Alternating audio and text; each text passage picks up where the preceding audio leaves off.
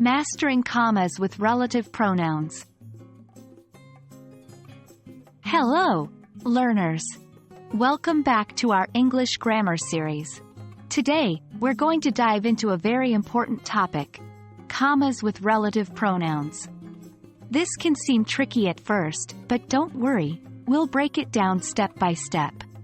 So, let's get started. Before we dive into the main topic, let's refresh our memories about relative pronouns.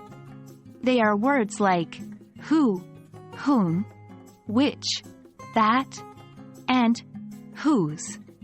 We use relative pronouns to provide extra information about something without starting a new sentence. It's like packaging extra information neatly within your sentence. For example, the dog, which is black, belongs to my neighbor. In this sentence, which is black, is extra information about the dog.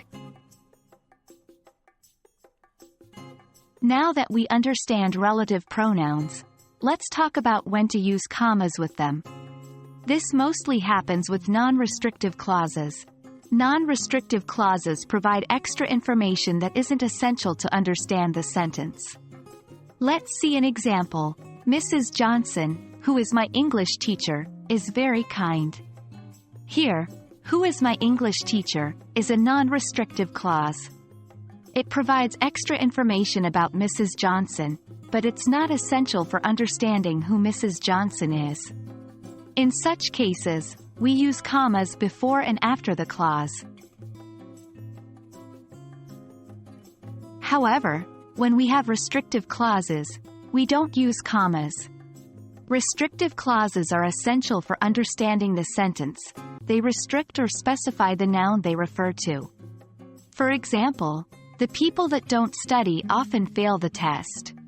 Here, that don't study is a restrictive clause, specifying a certain group of people. Hence, we don't use a comma. Remember, it's all about whether the information is necessary or not. If you can remove the clause and the sentence still makes sense, it's likely a non-restrictive clause and you need commas.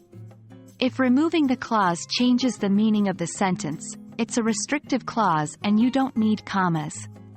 Tip: the relative pronoun, that, is typically not used in non-restrictive clauses, whereas which and who can be used in both. Now, it's time for practice. Try to write your own sentences using relative pronouns and remember the rules about the commas. That's it for today, learners. I hope this video has helped you understand when to use commas with relative pronouns. Remember, practice makes perfect, so keep practicing and you'll master these punctuation rules in no time. Until next time, happy learning!